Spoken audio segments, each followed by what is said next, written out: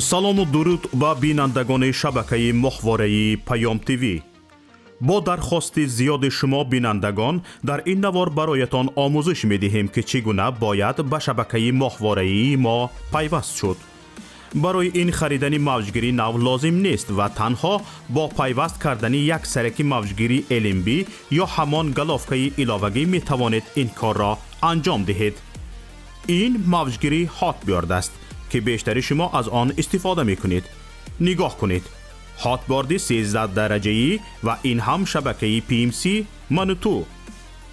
бо ҳамин мавҷгир шумо метавонед ба моҳвораи Eutelsat пайваст шавед. барои ин як дона сараки мавҷгирӣ лозим дорем, як дона дастақайчӣ ва як дона хамут. дастақайчиро бо хамут рӯи сараки мавҷгирии ҳотборд мечаспонем. симро бо LMB Eutelsat пайваст ва сипас танзим мекунем.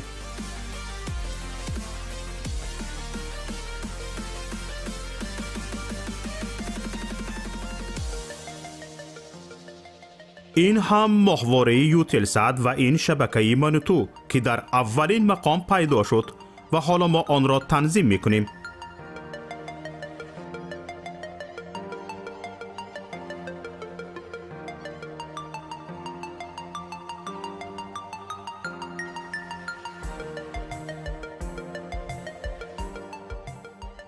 инак моҳвораи Eutelsat танзим шуд ва чуноне ки мебинед фосила байни ҳарду сараки мавҷгирӣ хеле кам аст.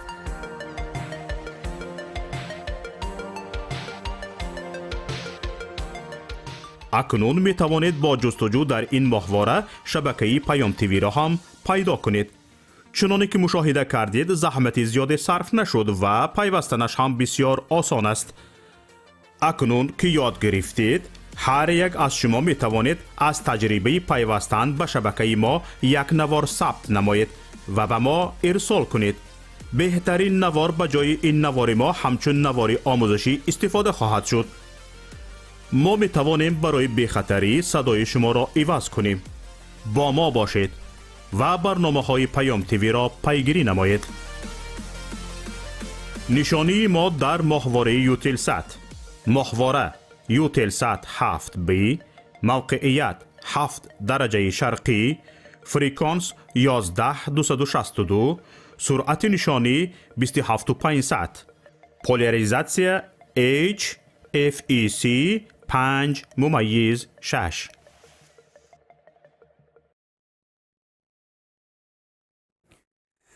салом алейкум ватанони азиз. инак баъди танаффуси тӯлонӣ дар канали ютуби Паймон Лайф боз дар барнома бо шумо қарор дорем ва мутаассифона тӯли чанд вақт мешавад ки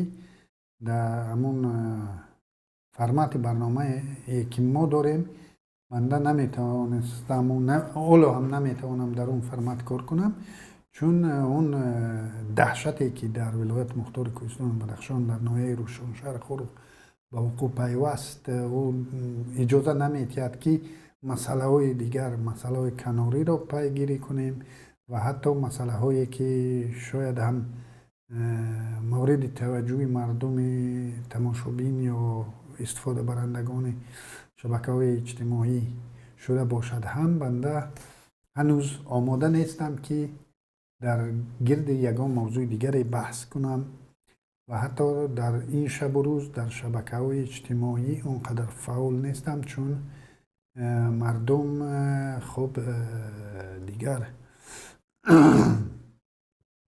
мардум дигар аз пайи кору зиндагии худ шудааст. вале хеле ки аз таҷриба мебинам, бадахшониҳо, на фақат ман, бадахшониҳо ҳанӯзам ба худ наомаданд ва ҳанӯзам хуб мотам дорем ва ман наметавонам дар бораи дигар масъалаҳо, ҳатто дар бораи масъалаи Бадахшон ҳам ман он қадар хуб иштиёҷи суҳбат надорам, вале маҷбурем ки дар ин мавзӯъ бояд мардуми Тоҷикистон ва мардуми Бадахшон ва мардуми тамоми дунё бояд аз дуруғу аз афсонаҳои ин режим бояд мардумро огоҳ кунем ва ҳар қадаре ки خیلی سنگین است برای ما. ما مجبور هستیم که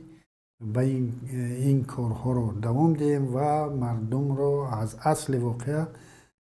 آگاه کرده باشیم. و اون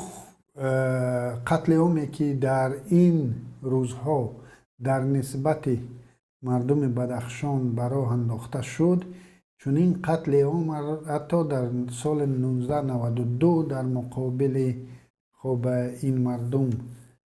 که البته او وقت هم دهشتناکترین قتل عام را همین حکومت نسبت بدخشانی ها را دید، ولی این دفعه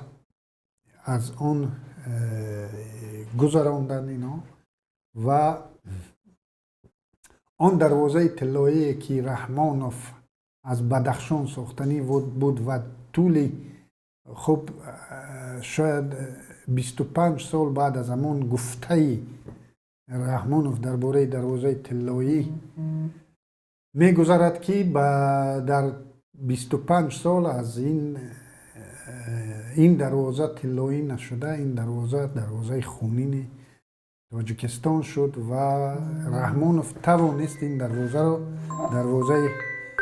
خونین کند. میبخشید. الو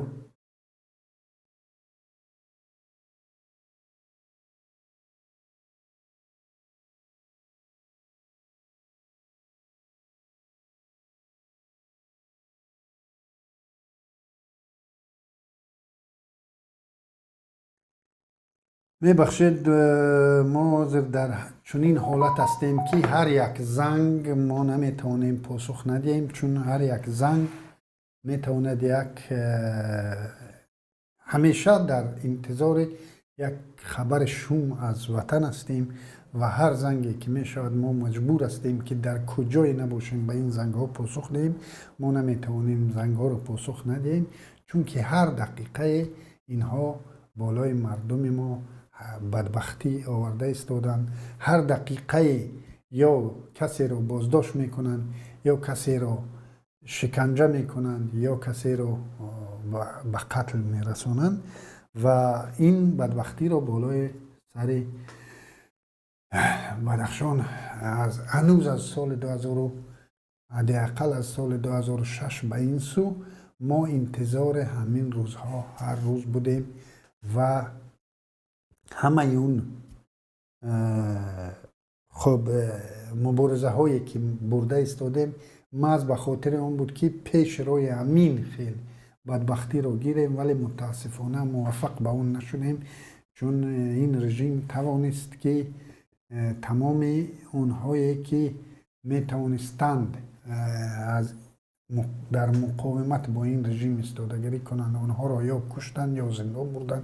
یا از وطن راندن و امروز ما شاهد آن شده ایم که در تاجیکستان اصلا دادگاه وجود ندارد، یعنی سود اصلا ارز هستی ندارد و در این کشور هر چیزی که برای مقامات قدرتی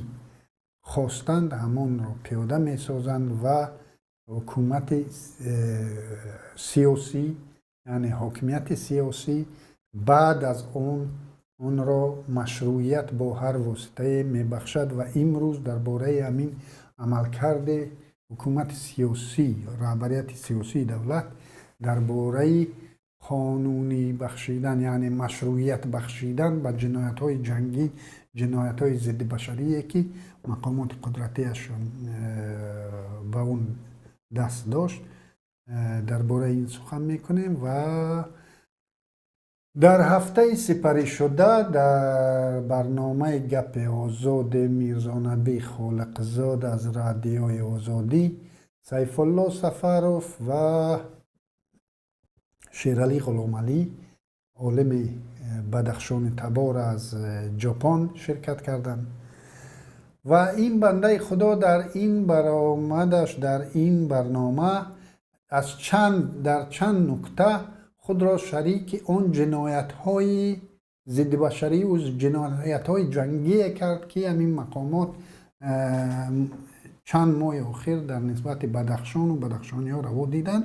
این بنده خدا خود را شریک این جنایات کرد. یکی از این جنایت هایی که سیف الله سفروف خود را شریک این جنایت در این برنامه اعلان کرد، میگه که من به حکم سود میتوانم بگویم که آنهایی که در بدخشان به قتل رسیدن آنها جنایتکار بودند، چون که هم قشلاق مرا کشتن. یعنی به دلیل او هم قشلاق این را کی کشت، چون که هنوز در سال 2012 معلوم نیست هنوز که همون جنرال نظرف بود یا نظرزاده بود همون را کی کشت. واقعا اون معما ماند. در بدخشان اکثریت بر اون باورن که اون را خود حکومت، خود کمیته دولتی امنیت ملی از او چیز شده، یعنی بی‌ضرر گردوند و به خاطر خب عملیات بالای خاروخ اونها چیز همین جنرال را به قتل رساندن. در اینجا هم قشلاق این را کی کشته است، در چه شرایط به قتل رسید، در چه شرایط جانش را سپرد، هیچ چیز را یعنی به تحقیق این بنده خدا میگه که همدیهای مرا کشتند و کی کشت و کی کشته شد این را هم برای خود یعنی ضرور نشمر تحلیل کردن و میگوید که اونهایی که در اونجا به قتل رسانده شدند اونها جنایتکار بودند و باید به قتل میرسیدند. و یک دلیل دیگر میورد که اونها رای بین الخلقی را محکم کردند. او برادران ببینید در دنیا وقتی که اعتراضات می شود در دنیا، اعتراضات در دنیا اکثر وقت به یگان موافقت به یگان اجازت نامه و این به اجازت نامه بودن اعتراض اون را غیر قانونی نمی کند و اون را جنایت نمی کند. و در این اعتراض های مردمی در کل دنیا رایج است که راه ها محکم میشن و این هم یک قسم اعتراض است که فرض کردیم کارشکنی میکنند. در هنوز از عصر 17 در اروپا مردم کارشکنی میکنند، راه ها را محکم میکنند به خاطر آنکه از طلبات خود در نزد حکومت ها پیش بیارند تا حکومت ها صدای اونها را بشنوند. این رایج است. لیکن این بنده خدا که خود را یک دانشمند می حسابد، یک زیایی می حسابد، یک آموزگار می حسابد، میگوید که خب راه بین الخلقی را بستن، راه خب بچه های پرزیدنت و دامادای پرزیدنت را بستند و این یک گناه نابخشیدنی است که برای این هر کسی را که خواهیم مورد خب نشان تیر قرار بدیم و این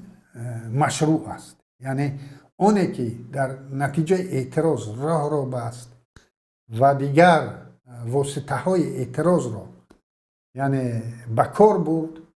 تا طرف مقابل صدای او را بشنود، در این حالت ها در دنیا هنوز در عصرهای 18 19 در اون دوره هایی که هنوز خیلی رایج بود از زور استفاده بردن، در اون دوره ها با همون نمایندگان اعتراضگران گفت و شنید میکردند و طلب ها را گوش میکردند و اگر هم پراکنده میکردند یا یک از نظام استفاده از قوای نظامی استفاده میبردند، اونها را اکثرا یعنی چنین تلفات جانی را ما شاهد نمیشویم. اگر اون مردم که خب خیلی با تعداد بیشتر از آنی که در خاروق روشان بود و میدان بریزند به چنین جنایت حکومت ها دست نمی زدند. و اینجا سیف الله سفروف میگه که راه را محکم کرده اکنون مشروع است، یعنی دیگر قانونی است سوی شما تیر خولی کردن و چقدر مرد و هر کسی که در اینجا به هلاکت رسید و جنایتکار است و در موردی به هلاکت رسیدن او اصلا یعنی باز کردن پرونده جنایی اصلا ضرورت ندارد. چقدر آدمی که در این میان از بین رفت، یگان پرونده جنایی در نسبتی از سال 2008 تا به امروز نسبت بدخشانی و هر جنایتی که از طرف مقامات صادر کرده شده است، یگان بار هنوز تفتیشات بر علیه کارمندان مقامات پیش برده نشده است و همیشه خود بدخشانی ها را که موردی قتل و کشتار و قتل عام این مقامات قرار گرفتن، خود اونها باز گناهکار شده و به جزا کشیده میشن. و دویم اعترافی که کرد، او هم یک اعتراف است که خب از یک زیایی شنیدن چنین اعتراف این دهشت است. در عصر 21 زیایی که در عصر 21 خود را یک زیایی معاصر می شمارد و در مقابل مخالفان این دولت دلیل می آورد که این دولت گویا یک دولت متمدن است و مخالفین گویا می خواهند این دولت را به عصر میانه برند. همین دلیل ها را همین بنده خدا می آورد و خودش یک دلیل می آورد که در عصر میانه چون این دلیل را چه رسد زیاهی نه، یک ژاندارم، یک پلیسای، یک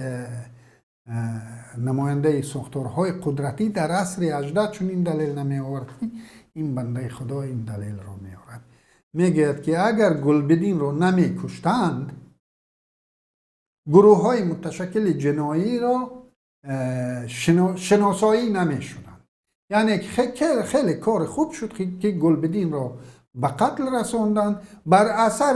به قتل رسیدن گلبدین گروه های جنایی شناسایی شدند و این گروه های جنایی، حاضر من به شما میگویم، گروه های جنایی تمام بدخشانی های هستند که بر اثر این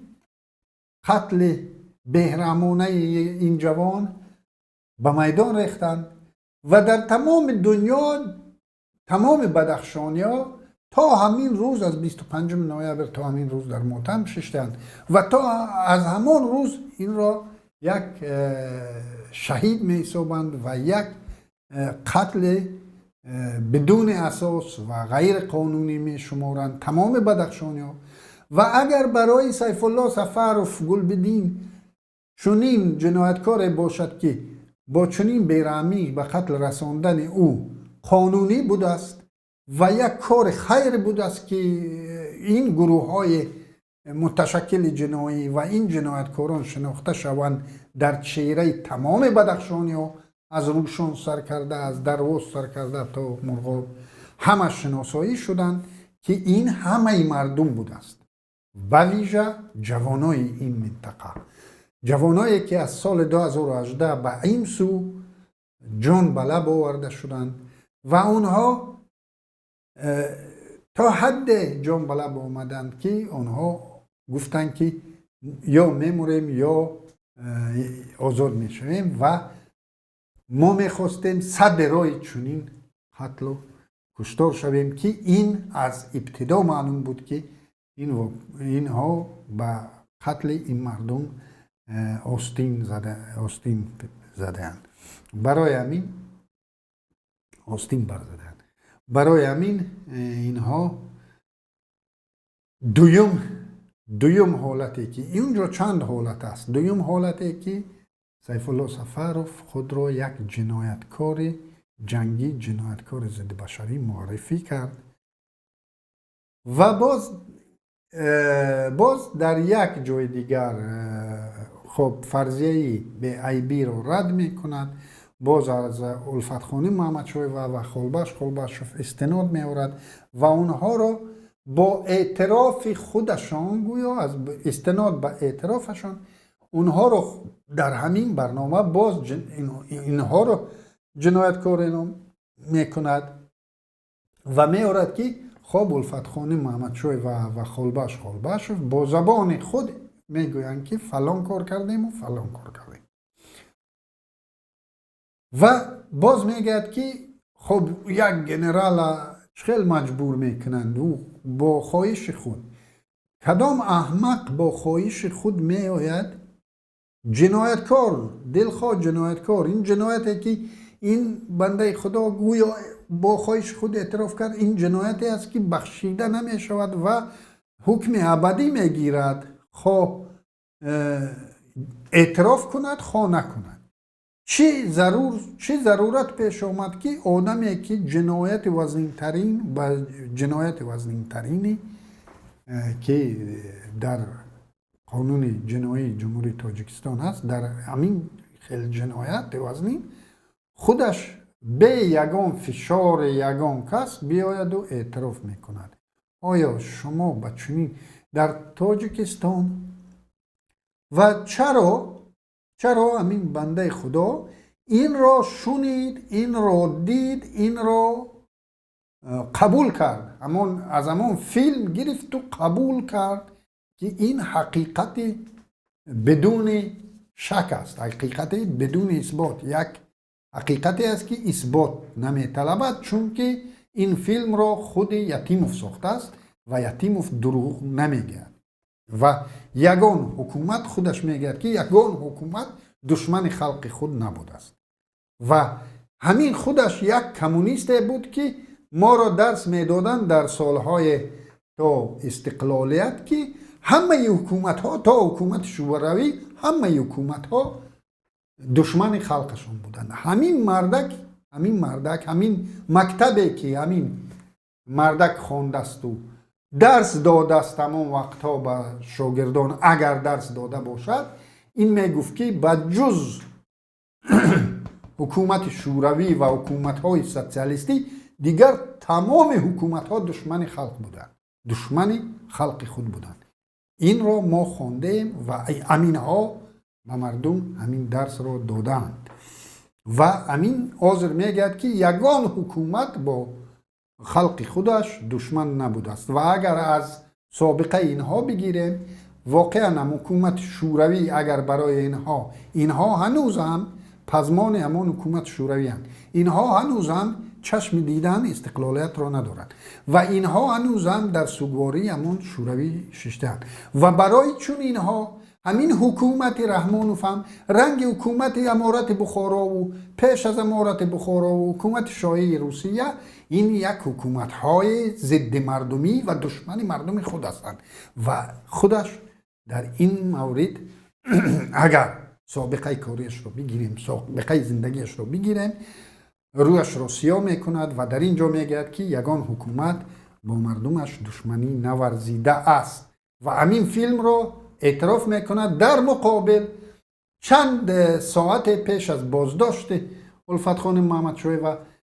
مخبران رادیوی آزادی و نسته شوریمه را بازداشت میکنند، لوازمات تکنیکیشون را از آنها میگیرند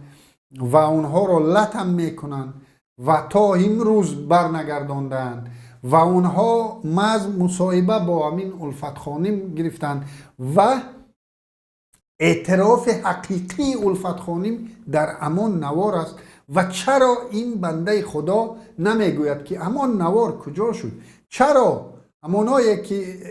اعتراف الفت خانم را گویا به یگان فشار گرفته باشند،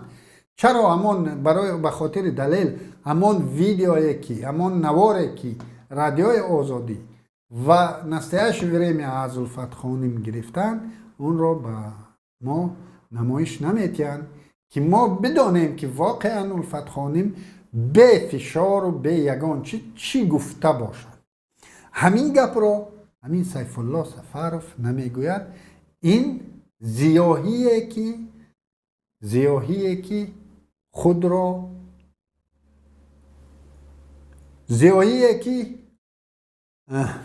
چه بگوییم دستاورد اساسی جناب عالیش را صلح میگوید. دستاورد اساسیش را آن میگوید که مادران تاجیک دیگر فرزندان در سوگ فرزندان خود نشینند، فرزندان تاجیک دیگر صغیرا یتیم نشوند و زنهای تاجیک دیگر بیوه نشوند و آمدن در 22 سال عصر 21 بعد 30 سال استقلالیت و 25 سال صلح تاجیکان آمدند و از یک عائله 3 برادر را میکشند و 2 برادر دیگر از یک عائله به نام و نشان میشن، بازداشت میکنن. اونا را هم او 3 نفر هم بازداشت میکنن و مردهش هم میسپرن. او 2 نفر دیگر معلوم نیستن در کجا. و هر 5 اونها فرزندای خردسال دارن و اونها را کسی باید صاحبی کنند. و دهشت کار در کجا است که این کار را رحمانوف با دست خود نکرد. یتیم افقتی، بزمک افقتی، میرزا نبات افقتی، اینا با دست خود نکردند، کسی همین کار را انجام داد و با ذوق و با حلاوت خاص همین کار را انجام دادن. با ذوق. یک حاضر باز 2 افسانه آوردم. 2 افسانه در ابتدا 2 افسانه آورده شد. یک افسانه که در حیات همین ها روزهای اول که افسانه آمد میگن که همان گریزه هایی که از افغانستان، همان جنگیان ائتلاف شمال که از طالبا گریختن در حیات امین جزء تورمای مخصوص آمدند و اینها قتل اون کردند. این افسانه نگذشت. حاضر باز افسانه دیگر شده است که اینجا بلاروس ها و واگنر بوده است. روس ها دیگر از اوکراین ساقط شدند و آمدند مردم بدخشان را کشتن. نه، اینا تاجیک های خودمان بودند. اینا تاجیکای خودمان بودن و اینها همون نهاد است که در زندانهای تاجیکستان قتل عام کردند. و این دست پروران یعنی اینها کمانده رستم امام علی هستند که پگاه باز در همون بدخشان میآیند و از رستم یک فرشته میتراشند. این رستم کمانده رستم بود که برای یتیم و بزمک و رمضان رحیمزاده جدیت قدرتخواهی خود را بار چندم است که به نمایش میگذارد که از من باید شما بترسید. و این همین واقعیت است و این طرحی ریزی شده بود از ابتدا. تمام مردم تحلیلگران انتظار آن را داشتند که حاضر به خاروق لشکر میکشند. در خاروق اون لشکری که در خاروق لشکر به حسابی که در خاروق بود، اونها آماده به سوی مردم تیرکشایی نبودند. همان وزارت مدافع و دیگر جزو تامایی که در خاروق مستقر بودند در طول دو شبانه روز 16 به 17 اینها حدود 60-70 نفر خودشان سلاح را انداختند و خواستند تسلیم شوند که اونها به کسی در کار نبودند و اونها را مردم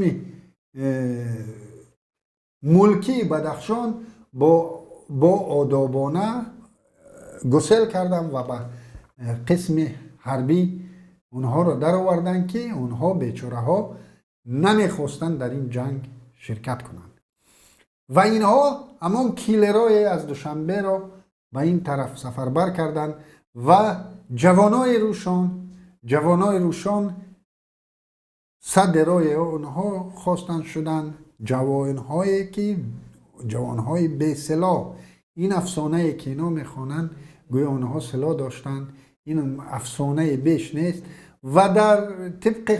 گزارشی که خودشان دادن، در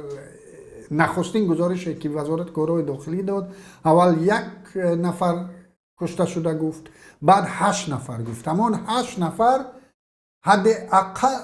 اکثر کشته شدگان به واسطه در تظاهرات بود. حد اکثر، شاید کمتر باشد. باقی مانده کشته شدگان و به نام و نشان شدگان را در خانه به خانه گشته چینده. همه اونهایی که یک ورزشکار بودند و یک چیز داشتند، یک جسم خوب همین خیلی ورزشکاری داشتند، یک آدمایی که جوانایی که با جسد بودند و پهلوان بودند، اساساً همونها رو گلچین کرده در اینجا به قتل رساندن، اونها رو مورد شکنجه قرار دادن و بعد از شکنجه با اونها رو به گفت خودشون کنترل تیر در سرشون یا در یگان جای دیگرشون خالی کردن و همه باقی مانده قریب 30 و چند نفر به قتل رسانده شهید شده، همشون بعد از شکنجه و در شکنجه در شعبه کارهای داخلی در اتریاد سرحدی اونها رو شکنجه کرده و بعد به قتل رسوندن و آورده در حتی چند مرده را برده در یک چند کیلومتر از مرکز دورتر پرتافتند و اساسا اونها رو در مرکز پرتافتند و اکثریت کل همون جوانا حتی در همین تظاهرات شرکت نداشتند. اونا در خانه خود بودند. از یک دهچه میده حدود 25 نفر از خانه هاشون برآورده کشتند، به قتل رسوندن و این را تاجیکای ما کردند و این را همونهایی کردند که توانستند کردن و این دهشت است و چنین دهشت را ما شاهد شده بودیم در سال 2012 در سال 2014 و آماده بودن در سال 2018 ولی آمدن دیدن که در اونجا هنوز راحت همین کار رو انجام دادن نمیتونن و آمدن 2022 آمدند و همین نقشه شوم خود را پیاده ساختند و همین ضیاحی میوید و میگد که خب جنایتکار بود و میگد که ما حق داریم به حکم دادگاه، گرچنده در تاجیکستان دادگاه اصلا وجود ندارد، اما همون دادگاه هم که وجود ندارد او باید حکم را برآورد و او حکم امضا شود و او به حکم قانون درآورد و بعد همین ضیاحی حق پیدا میکند که اونا را جنایتکار بگوید، ولی این میگه که نه، ما حق داریم اونا را جنایتکار بگوییم. و پیمان ملی تاجیکستان چند پیش اظهارات را پخش کرد که در آن اظهارات از مردم بدخشان که در بیرون از جمهوری تاجیکستان سکونت دارند ما طلب کردیم که تا حد امکان از سفر به تاجیکستان خودداری کنند، چون که در فرودگاه بین الخلقی دوشنبه و در گذرگاه های زمینی به تاجیکستان وارد می شده مورد خب بدخشانی ها مورد مناسبت جداگانه، یعنی مناسبت فرق کننده از دیگر شهروندان تاجیکستان می شوند و حتی اگر خب انسان هایی هستند که یا خانم ها یا کلانسال ترها را گرچنده که از زمان فرودگاه شاید جواب هم تیند، لیکن تا جواب دادن هم تحقیر میکنن، هم توهین میکنن، هم علاهیده تفتیش کردن بدخشانی خود الکی تحقیر و توهین است و اینها همین تحقیر رو روا میبینن و از بینشان جوانای رو باز میچینن که اونها یک جسمی ورزشکار داشته باشند، اونها رو البته بازداشت میکنن و در تلفن های موبیلی اونها میبینن که اونها در کدام شبکه ها در کدام کانال های یوتیوبی آبونند، با کی مکالمه کردند، کی در کنتاکتاش است و در این مورد میتوانند فرض کردیم اگر در همین کانالی که من حاضر در اینجا برآمد کرده ایستادم. اگر خدای ناخواسته در این کانال ابونه شده باشد اون را پیدا کنند، الکی مورد شکنجه قرار میگیرد و همه جنایت هایی که لازم باشد به گردن میگیرد. رنگ دیگر بدخشانی هایی که ما شاهد شدیم، حتی چنین خب پهلوان های بمانند امردین علوتشویف و خلبش را که توانستند مجبور کردن بالای خودشان رو تهمت کنند، چه رسد به دیگر جوان ها و نه اونقدر جوان هایی که در دست اینا میغلطند. و من بار دیگر از تمام بدخشانی هایی که به تاجیکستان نیت سفر کردن رو دارند احترامانه خواهش میکردم که اگر توانند خودداری نمایند و اگر بسیار هم مجبور شدند تمام چاره های بی خطری رو چی کنند روی دست بگیرند. اگر توانید امان تلفن های موبیلی که هر روزه استفاده میبرید اونها رو اصلا امروتون نگیرید، یک تلفن تاپ تازه رو بگیرید. اگر چنین امکان رو نداشته باشید از تلفن های خود همه چیز رو پاک سازید، همه کانال های ابونه شدگیتون رو پاک سازید، همه فیسبوک ها و دیگر شبکه های اجتماعی رو کور کنید و آن را از متخصصان پرسید، چون که آن کورکنی هایی که شما میکنید اونا در دست اینا باز کشوده میشوند، چون که بعضی از شما همین چیزای تکنیکی رو که بلد نیستید، اگر همون چت رو مثال با من اگر سلام علیک کرده باشید و پرسی کرده باشید و همون چت رو فقط دلیت کردگی باشید، البته اونها رو برقرار کردن میتوانند و همینش کفایه برای شما میشود که شما رو الکی دیگر رقم با شما صحبت کنند. و شاید خب دیگر همه آدم ها یک نیمچی در عمرشون شاید اشتباهی کرده باشند و اگر شما را اون سوزنداروهایی که چینی ها به اینها دادن ما درک یافتیم که در مورد چه امردین خلبش و دیگرها اینها از واسطه های مخصوصی که چینی ها به اینها تسلیم کردند، اینها را با اون تامین کردند استفاده میبرند و این داروها به سلامتی بنشان نمیمانند. اینها ابدا سلامتی انسان را ویران میکنند، ولی معلومات هایی که حتی شما از خاطرتان زدوده باشید، یعنی در خاطر نداشته باشید، اون را به خاطرتان میارند. از همین خاطر یکم خودداری ورزید،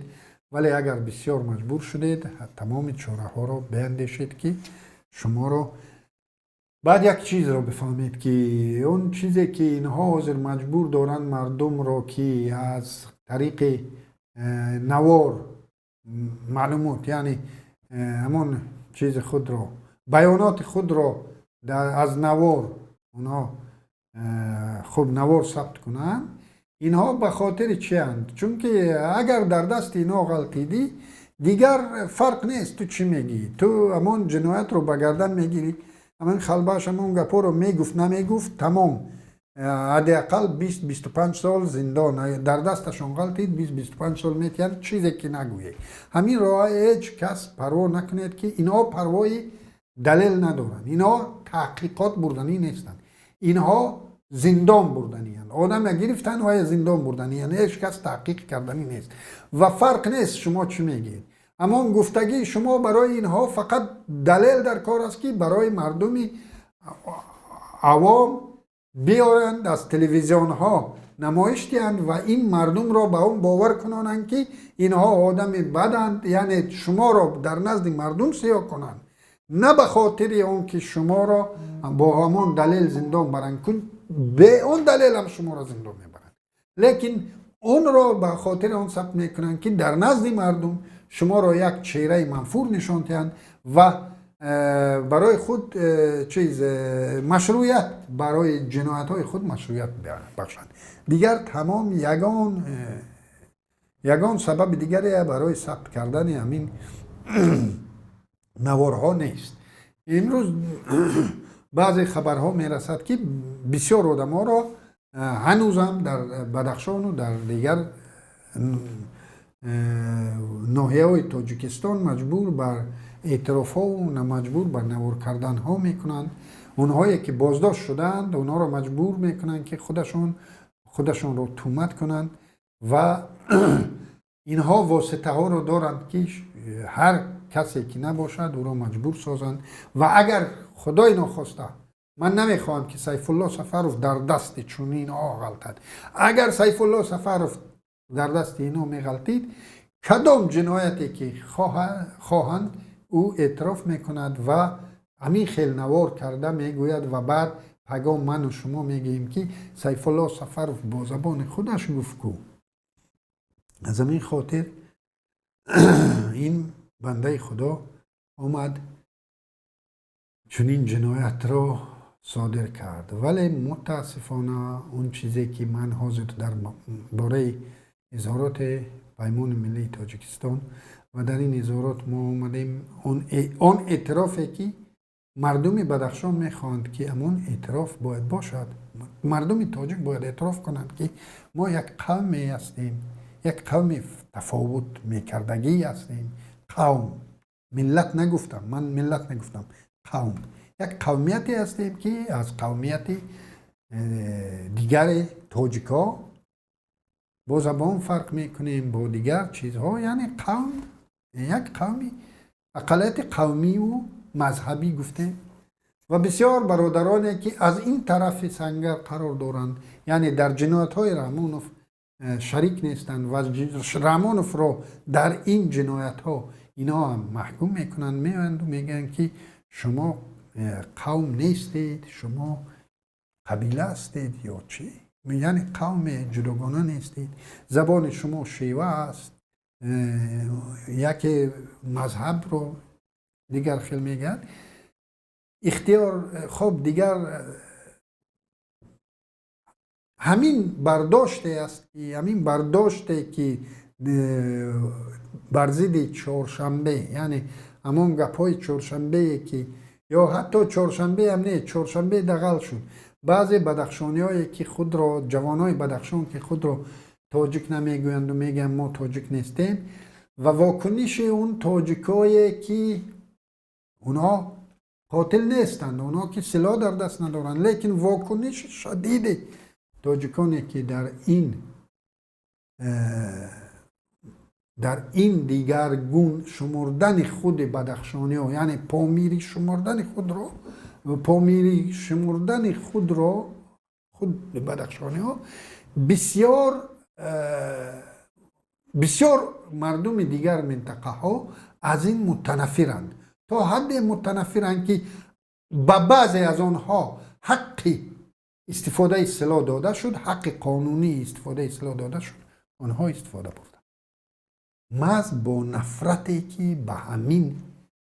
فرقیت داشتند، باور کنید. و این خیلی دهشت‌آور است و من از تمام شهروندان تاجیکستان میخواستم که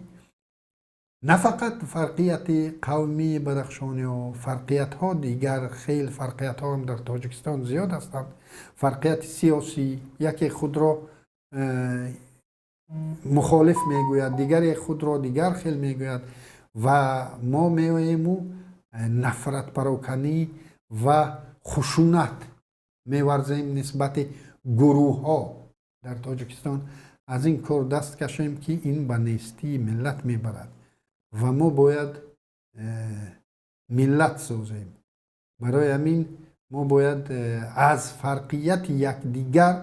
ما نهراسیده آن را اعتراف کرده، با آن فرقیت ها فخر کرده، با آن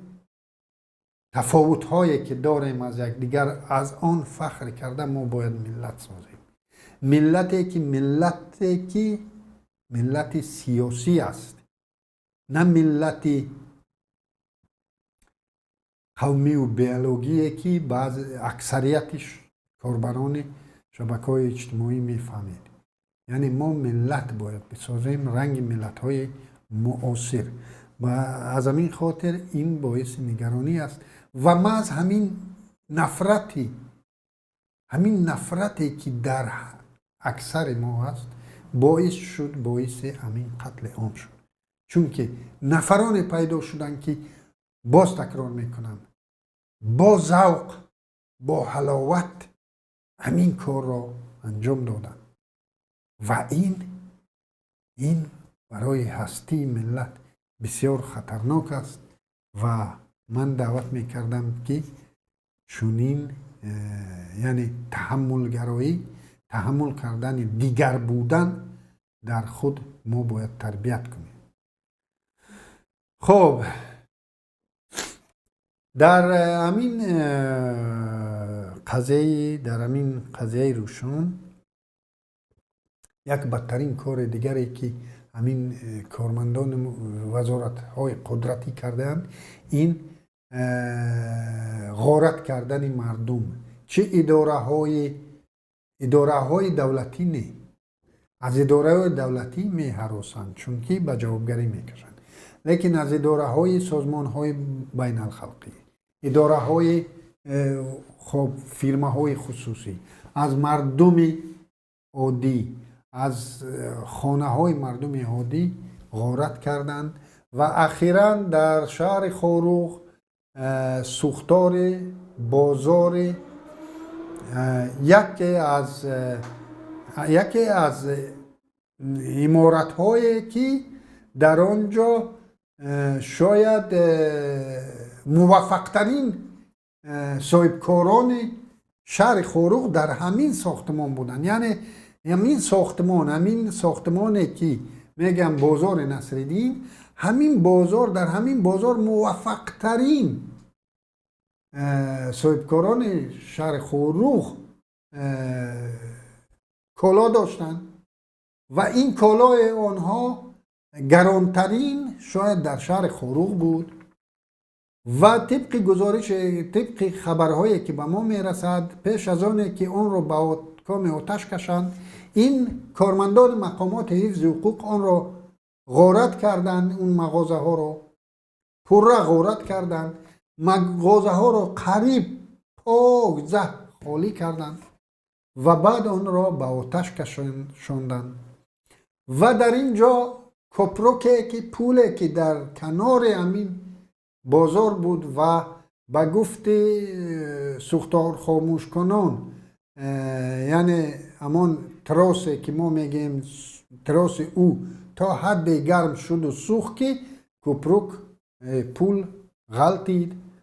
و در اینجا در بین مردم آوازه‌های شدن که این یک عملیات تروریستی بود، یعنی در آنجا گویا یک ترکش بود است و همین کپروک را ترکاندند، ولی سوختار خاموش کنان دلیل آوردن که اون ترکش از ترکش بلون گاز بود است و احتمالاً گفته اونها درست است. لیکن دقت کنید که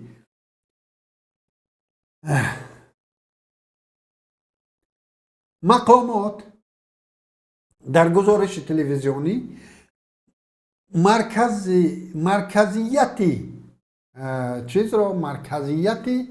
همین گزارش را مرکزیت توجه مردم را از مسئله اساسی که سوختار بازار به یغما بردن کالای اون بازار بود، از آن اساس از مسئله اساسی به مسئله کناری آمدند، چون در بین مردم آوازه شد که پول را ترکانده باشند. اینا آمدند و دلیل تراشیدنی سر کردند که این پول را هیچ کس نترکانده است، این عمل تروریستی نبوده است، این بر اثر سوختار سوخت است و غلطید است. یعنی توجه را به کپروک آوردند، به عملیات گویا تروریستی که مردم آوازه کرد، از همون ترکش که شنید آوازه کرد مردم به اینم. خب امروز مورد یعنی یک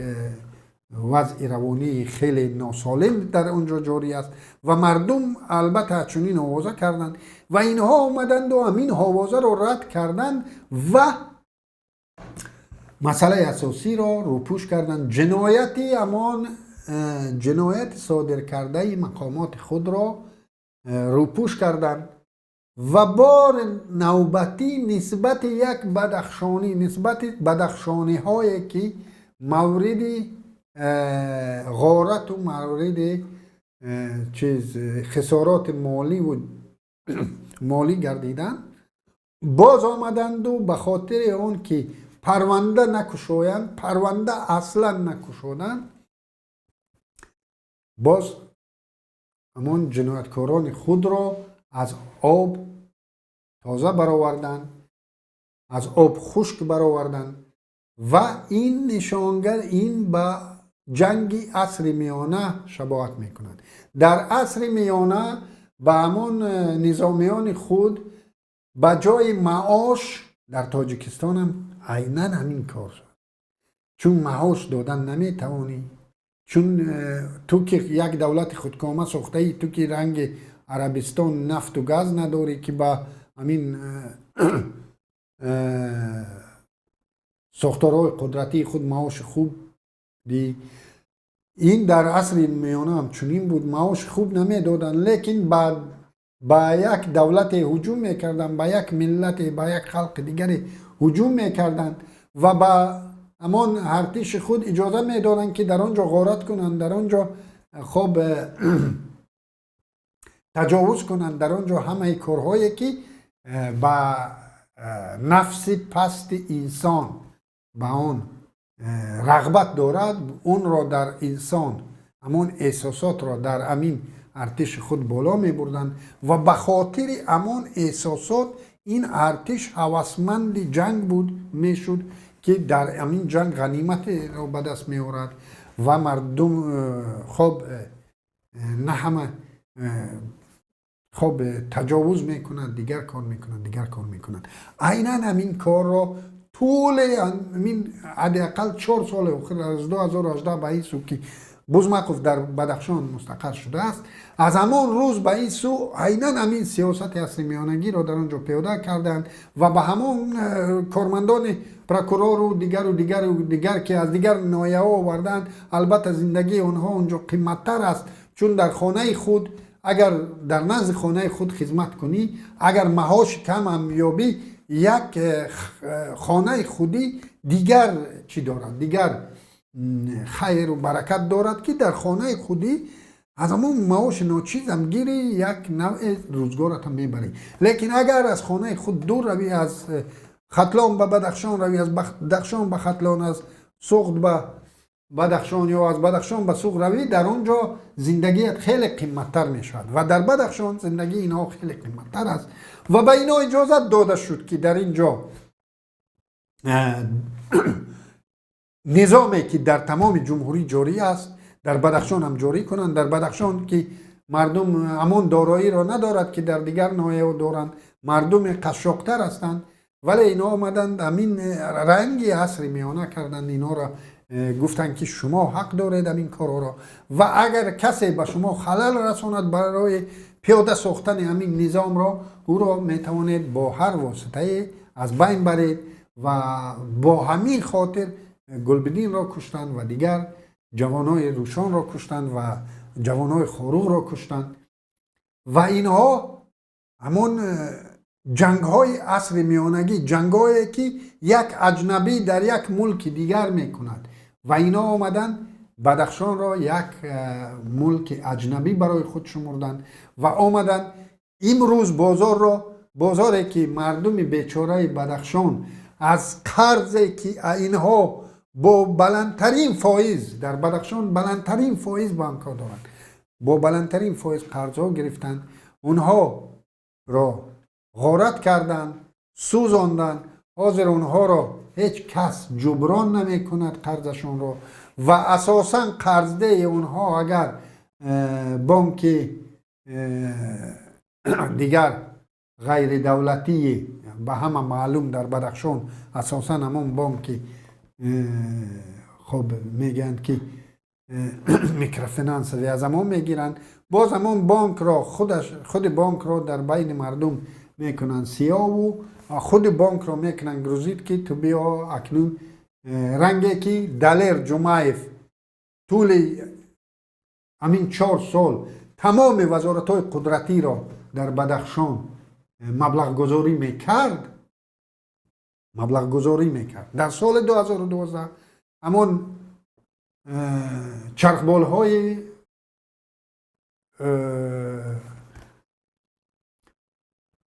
سفید در بدخشان مستقر بوده رو پر را در اختیار وزارت مدافع قرار داد و در طول این 4 سال تمام مبلغ گذاری همین وزارت های قدرتی در گردن دلیر جمعیف بود. همین خیلی دیگر آمدن حاضر باز همین مردم ما را غارت کردند، با آتش کشیدند مغازه ها رو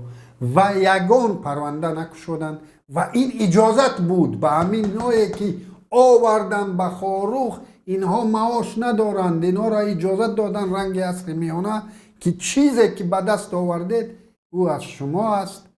و گپای بدتری هم هست که من نمیخوام در اینجا اونها را بگویم.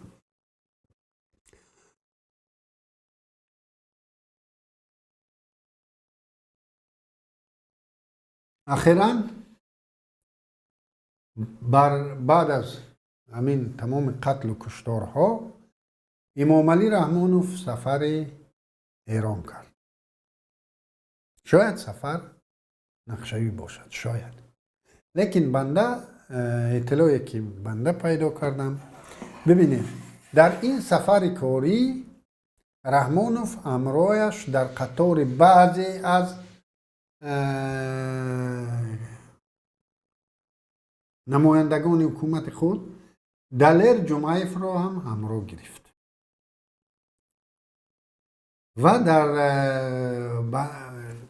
چند سوال پیدا شد. اونجا دیده می شد که در دستش در یک چند دیپلمات کلان بودند و سوال پیدا شد در این دیپلمات ها چی است. اینا پول بردند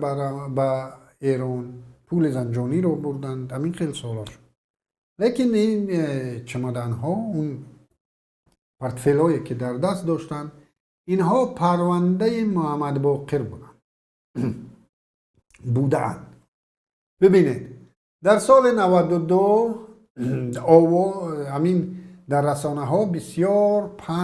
پند شده بود که درباره قتل عام بدخشانی ها در تاجیکستان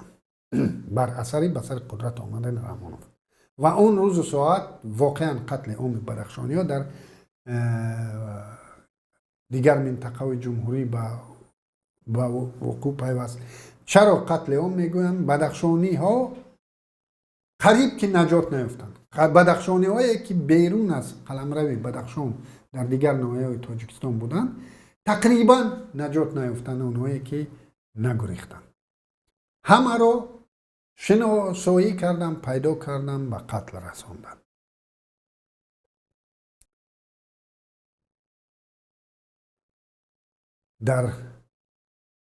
در اون روز و ساعت در همه سفرها رحمانوف با خود قاضی دولت قائمدادوف را همه جا همچون پورتفیل می برد، همچون پورتفیل بود قاضی دولت قائمدادوف. به خاطر چی؟ به خاطر اون که در همه جا بگوید که انا کجا قتل عام بدخشانی، انا بدخشانی در وظیفه بلندترین همه سفرها در اشتراک میکرد، چون که همین چیز رو، همین خبر رو خنثی کند، یعنی بگوید که خب یگان قتل عام بدخشانی در تاجیکستان نبوده است، نه بدخشانی در کنار من در وظیفه بلندترین تعیین کردم و همه جا با خودم همچون پورتفیل برده ایستادم. و امروز در خیلی که در رسانه های خبری ایران شما آگاه هستید، این مسئله قتل عام بدخشانی ها را اونجا پوشش مذهبی دادند گرچنده که من از طرف بدخشانی ها حداقل جنگ همین ضدیت مذهبی نبود، ضدیت شهروندی بود. برعکس اونهایی که به میدان میریختند و واکنش میکردند اصلا خود را مسئله رو خیلی دور از مذهب میگرفتند، خود را دور از مذهب میگرفتند. نه، از طرف بدخشان اصلا مسئله مذهب مطرح نبود، نیست. و از طرف اون بدخشانی هایی که واکنش به بی‌عدالتی و بر قتل عام، بر همین فشار و تعقیب ها ایستادند و واکنش کردند و اعتراض کردند، از طرف اونها مذهب مطرح نبود. از طرف اینهایی که آمدن قتل عام کردند دیگر من از طرف اونها من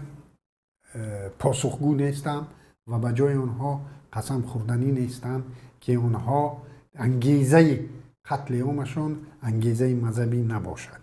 این را من نه رد میکنم،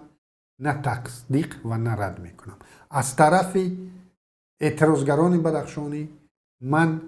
100% میگویم که مسئله از مذهب دورترین بود. یگان مسئله اینجا مذهبی نبود. هیچ یک اعتراضگری نگفت که اینها آمدند تا مذهب ما را فشار آورند. نه، اینها از موقع شهروندی خود، از حقوقهای شهروندی خود دفاع میکردند. لیکن از اون طرف من پاسخگر اونها نیستم. انگیزه اونها چی بود؟ لیکن واقعیت چنین است که رسانه‌های خبری ایران، تقریبا همه رسانه‌های خبری ایران و عراق آمدند و پوشش مذهبی دادند همین قتل عام را و گفتند که اقلیت، حتی پاکستان هم اقلیت مذهبی در تاجیکستان مورد قتل عام قرار گرفت و این بسیار واکنش شدید را در جامعه این کشورها با وجود آورد و رحمانوف دوان رفت به دولت به دشمنی به همه معلوم، یعنی ایران تا دیروز دشمنی رحمانوف بود و همیشه دشمن از اینا می تراشید و این روز با سر تعظیم در اونجا به بیرقشون تعظیم میکند و همه اون پرتفیل ها در اونجا بردن پرونده ها را که اینها جنایتکار بودند و اینها به مذهب یگان تعلق نداشتند و این خیل اون خیل، یعنی اونها را بردن اثبات آن را کردنی شدند که و شاید هم کرده باشند، اثبات کردنی شد که این اطلاع است. این من چیز نمی کنم، از خود ناندیشیدم، اطلاع رسید و اطلاع را من از چند منبع نتوانستم دقیق کنم، نمیتوانم بگویم که این اطلاع 100% است، چون که از یک منبع این اطلاع رسید و امکان نبود که با دیگر منبع‌های اون را تصدیق یا تکذیب کنم. ولی چون این اطلاع است که مقصد اساسی سفر رحمانوف و با خود داشتن دلیر جمعیف محض همین بود است که به همونها اون جاهایی که این قتل عام را پوشش مذهبی دادن، پوشش یعنی ضدیت مذهبی دادن، در آنجا رفتن دوان گفتن که اینجا مذهب مطرح نیست و خوب است اگر باور کرده باشند، منم راضی هستم. این بدبختی کم است که همین رژیم ما را میکشد که باز بر علاوه قتل عام این رژیم ما بیاییم در تاجیکستان را به ضدیت مذهبی کشانیم. من خودم ضد هستم و همون مقاله نویسایی که در رسانه های خاور میانه این ضدیت را پوشش مذهبی دادن، من البته که خودم هم راضی با این پوشش مذهبی نیستم، چون که این خدای ناخواسته، خدا نکند در تاجیکستان چنین چیز رنگ گیرد این بسیار آینده بد رو دارد و البته که ما در طول 1000 ساله و در تاجیکستان دو مذهب با هم دوست و برادر زندگی داشتیم و خواهیم داشت و این رژیم های خودکامه نوابسته از آن که این رژیم چگونه رژیم است که از نگاه ایدئولوژیک او کمونیستی است او نمیدانم خانوادگی امروزه است پگاه شاید یگان رژیم طالبانی یا دیگر خیلی با نام اسلام هم زور کند و اگر خودکامه باشد و اگر چنین برخورد با مردم خود داشته باشد نشود که اون را به یک پوشش مذهبی دهیم که این عاقبت خوب ندارد. در کدام نقطه دنیایی که همین ضدیت ها در جامعه مذهب باشند این ضدیت ها بدترین از ضدیت ها هستند در یمن و در دیگر جاها که چون نشود که چنین در تاجیکستان باشد. البته که تا همین رژیم سر قدرت است نوابسته به آن که شما کدام مذهبید چون اینها نه دین دارن نه مذهب دارن نه ایمان دارن اینها هیچ چیز مقدسی ندارد. مقدسات اساسیشون پول است و مذهبشون پول است و خدایشون پول است و پیغمبرشون همون صورتی که همون پرزیدنتی که صورتش در $100 هست او پیغمبرشون است و اینها دیگر یگان دین و مذهب ندارن که بیایند و با ما جنگ مذهبی کنند و هیچ کس در تاجیکستان در قلمرو تاجیکستان نه بدخشانی نه دیگر تاجیکان این برخورد رو مذهبی نمی شماریم و این رژیم تا سر قدرت است تمام مردم تاجیکستان امن نیست. در امنیت تمام مردم تاجیکستان نوابسته از منسوبیت مذهبی و سیاسی و گروهیش در خطر هستند و تا آن دمی که همین رژیم خانوادگی در تاجیکستان است نوابسته از موضع زیستمون نوابسته از محلمون مذهبمون دیگر تفاوت‌هایمون ما زیر خطر قرار خواهیم داشت. تشکر از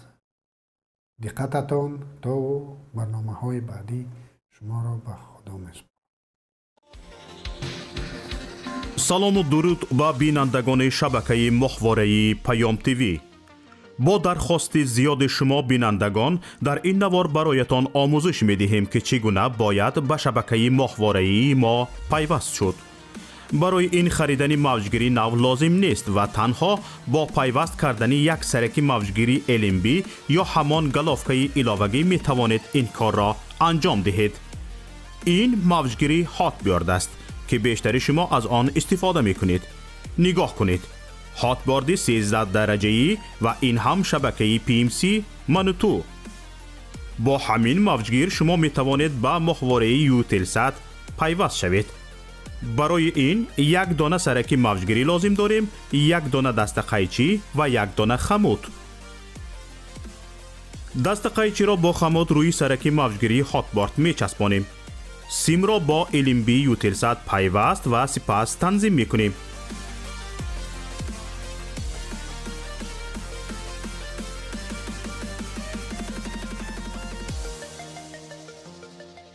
این هم ماهواره یوتلسات و این شبکه منوتو که در اولین مقام پیدا شد و حالا ما آن را تنظیم میکنیم.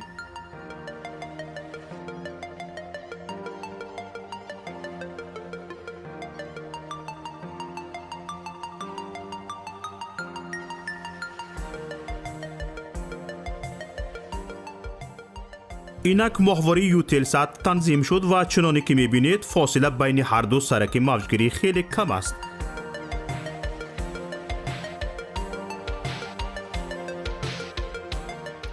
اکنون میتوانید با جستجو در این ماهواره شبکه پیام تیوی را هم پیدا کنید. چنانه که مشاهده کردید زحمت زیادی صرف نشد و پیوستنش هم بسیار آسان است. اکنون که یاد گرفتید هر یک از شما می توانید از تجربه پیوستن به شبکه ما یک نوار ثبت نمایید و به ما ارسال کنید. بهترین نوار به جای این نوار ما همچون نوار آموزشی استفاده خواهد شد. ما می توانیم برای بی‌خطری صدای شما را عوض کنیم. با ما باشید و برنامه های پیام تیوی را پیگیری نمایید. نشانی ما در ماهواره یوتلسات. ماهواره یوتلسات 7B، موقعیت 7 درجه شرقی، فریکانس 11262، سرعت نشانی 27500، پولاریزاسیا HFEC 5/6.